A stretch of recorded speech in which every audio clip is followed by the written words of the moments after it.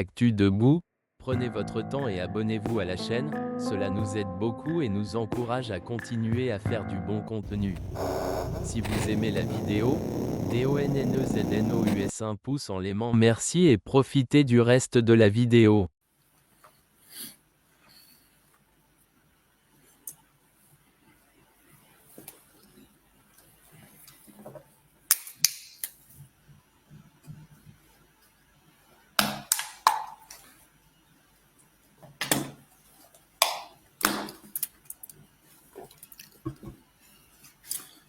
Alors, je voudrais enchaîner avec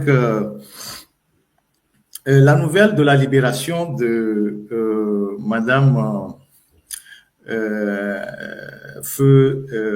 Madame Agba Bertin, Madame Françoise, épouse Feu Agba Bertin. Et je pense que il y a de cela dimanche, il y a de cela une semaine ici, j'ai fait un live dans lequel j'ai interpellé un certain nombre de personnalités, de responsables, à la fois politiques, religieux et judiciaires, des hommes politiques, des avocats, des prêtres, des gens que je connais, dont je connais plus ou moins la proximité avec le défunt, des hommes politiques aussi. Et vous savez que à chaque live, j'essaye de parler de tous ces prisonniers-là, les gens qui sont en prison depuis un certain nombre d'années et qui ne connaissent pas leur sort. Je parle souvent de tous ceux qui sont connus et inconnus. Vous connaissez la liste, les Jean-Paul Omoulou qui tapent 3 ans ou 4 ans en prison. La dernière information que j'ai eue, c'est que il est sérieusement malade et voilà. Et ensuite, il y a ce jeune homme qu'on a arrêté il n'y a pas très longtemps, qu'on appelle Afesio.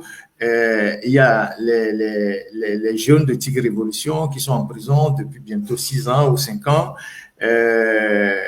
Il y a même les gens qui ont fait qui sont dans le régime ou bien proches du régime, qui ont été arrêtés pour des questions, nous-mêmes on peut imaginer, les Pachanya Sibé, les Charles Azumaro, tous ces gens-là qui sont en prison. Donc je parle souvent d'eux.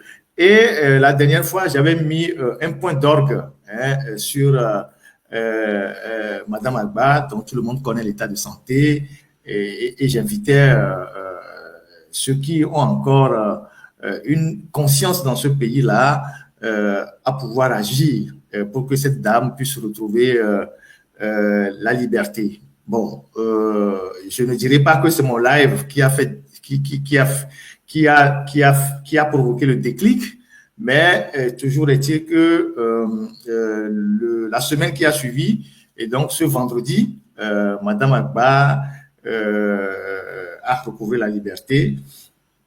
Les tractations ont commencé jeudi après-midi avec des instructions qui ont été données de qui vous savez, les instructions qui ont été données de qui vous savez. Et puis, ça a été une course folle pour qu'elle puisse sortir rapidement de prison.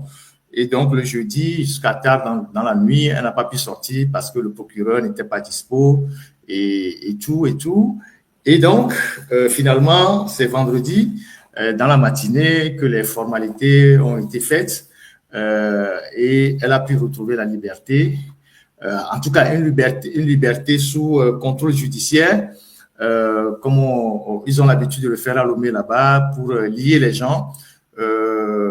Et je pense que sa sortie est conditionnée de plusieurs points, certainement interdiction de sortie du territoire, présentation peut-être chaque début de semaine à la justice pour signer un registre et peut-être une interdiction aussi de parler du dossier. C'est comme ça qu'on nous a fait aussi dans notre cas. On n'avait plus nos passeports. Quand on avait eu des problèmes avec les ministres pasteurs là, ils avaient plus nos passeports, interdit de sortir du territoire, et puis un certain nombre de points qu'ils ont évoqués. Et je pense que ça doit être les mêmes conditions pour cette dame-là, cette pauvre dame, qui est malade et qui avait besoin d'aller se soigner et d'aller faire sa chimio et tout ce que vous pouvez imaginer. Donc, c'est elle seule qui est sortie pour le moment. On attendra de voir si le petit frère de son mari défunt et leurs cousins aussi vont pouvoir sortir, je n'en sais rien. Mais il y a des choses que je peux partager avec vous ici, il y a des choses que je ne dirai pas pour le moment. Vous savez, le journaliste, c'est aussi ça. Il y a ce qu'on lâche pour l'instant, il y a ce qu'on garde parce que il y a eu des trucs avant cette libération que je ne vais pas dire tout à l'heure. Donc, le plus important, c'est qu'elle est libre et elle pourra se soigner. Bon, si elle est interdite de sortir du territoire, l'essentiel, au moins, elle a regagné sa maison et puis bon, elle peut faire intervenir à son domicile un médecin indépendant pour pouvoir évaluer l'état de sa santé.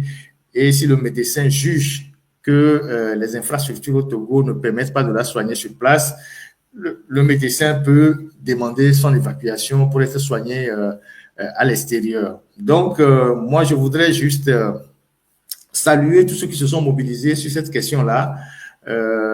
Nos amis qui ont multiplié les lives, nos amis des TikTokers, des gens qui sont engagés aussi, activistes comme nos amis du Train de la Liberté, qui ont consacré toute la semaine sur cette question après mon live. D'autres personnes également qui ont récupéré ce sujet-là et qui ont interpellé directement la personne de Faure Gnassingbé. En réalité, la justice, c'est lui. C'est lui qui décide dans le pays, qui est en prison, qui ne reste pas en prison. La preuve, c'est lui qui a donné les instructions et on a commencé par courir de gauche à droite. Ça veut dire que, en fait, nos juges ne servent pratiquement à rien. Nos juges, c'est des individus qui sont dans les bureaux sur des questions d'ordre politique qu'eux-mêmes appellent là-bas les dossiers signalés. Donc, c'est le magistrat suprême. Quand on dit magistrat suprême, ça ne veut pas dire que il est magistrat de formation, mais c'est un terme générique qu'on emploie pour un chef d'État qui est au-dessus qui est le garant de l'indépendance de la justice. Donc, c'est lui qui donne les instructions, qui doit être en prison, qui ne doit pas être en prison. La preuve, quand il a donné les instructions, ça a couru dans tous les sens. Ça veut dire en fait qu'on n'a pas de justice dans notre pays et que les juges ne sont que des instruments qui sont dans leur bureau et quand on appuie, on leur dit d'aller à gauche, ils vont à gauche. Quand on leur dit d'aller à droite, ils vont à droite. Et c'est ça qui doit être très inquiétant pour nous parce que voilà, ça veut dire que tant que la personne n'est pas de bonne humeur, tant que le monsieur n'est pas décidé à relâcher quelqu'un, la personne peut pourrir en prison. C'est ça qui est extrêmement grave. C'est ça qui est extrêmement grave dans le cas d'espèces du Togo. Et c'est pour cela que je dis souvent que tout le monde est en danger. Et tout le monde est en danger parce que si demain, on décide de vous arrêter, de vous jeter en prison, selon les humeurs qui viennent d'en haut, aucune justice ne pourra vous libérer. Aucun juge ne pourra vous mettre en liberté parce que le juge, il reçoit des instructions d'ailleurs. Et donc, on ne peut pas accepter que en 2025, dans un pays comme le Togo, la justice puisse fonctionner selon le bon vouloir de l'individu. Parce que dans la Constitution, il est dit que la justice est rendue au nom du peuple togolais. On n'a pas dit que la justice est rendue au nom de Faure Gnassingbé. Non, on a dit que la justice est rendue au nom du peuple togolais. C'est au nom du peuple togolais que les juges, ils rendent justice. Mais aujourd'hui, on peut enlever cette phrase-là et mettre à sa place, c'est au nom de Faure Gnassingbé, comme si on était dans une monarchie. C'est au nom du roi. C'est le roi qui vous fait grâce. C'est le monarque qui vous fait grâce. C'est lui qui dit, je te pardonne, vous pouvez le libérer. Je ne te pardonne pas, vous pouvez rester en prison le plus longtemps possible. Et ça, personne n'échappera à ça. Si des gens comme les Kpacha Gnassingbé sont en prison aujourd'hui, depuis 15 ans, vous êtes qui? Si les gens comme les Félix Katanga sont en prison aujourd'hui, vous êtes qui pour échapper à ça? Et c'est ça qui doit nous inquiéter. Et donc, la leçon que moi je tire, par exemple, de cette histoire de la famille Bertin-Agba, tout le monde sait, en tout cas, certaines personnes savent que ce dossier est monté de toutes pièces, puisque moi-même, je suis dans le dossier et les PV que j'ai pu lire, le mandat d'arrêt que j'ai pu regarder, c'est des trucs farfelus, montés de toutes pièces. Et donc, on monte des choses comme ça, on jette les gens en prison, on détruit leur vie, et c'est devenu une méthode de plus en plus pratiquée au Togo. J'ai appris qu'on a arrêté des gens à Lomé, et qui n'ont rien à voir. C'est-à-dire des gens qui sont des opérateurs économiques, on veut les fragiliser, ou bien on veut arracher leur business pour donner à d'autres personnes, ou bien il y a une mauvaise concurrence. On invente des histoires et puis on prend des gens, on les jette en prison. Et puis on dit, voilà, c'est une question de sécurité nationale. Aujourd'hui, c'est sécurité nationale, terrorisme.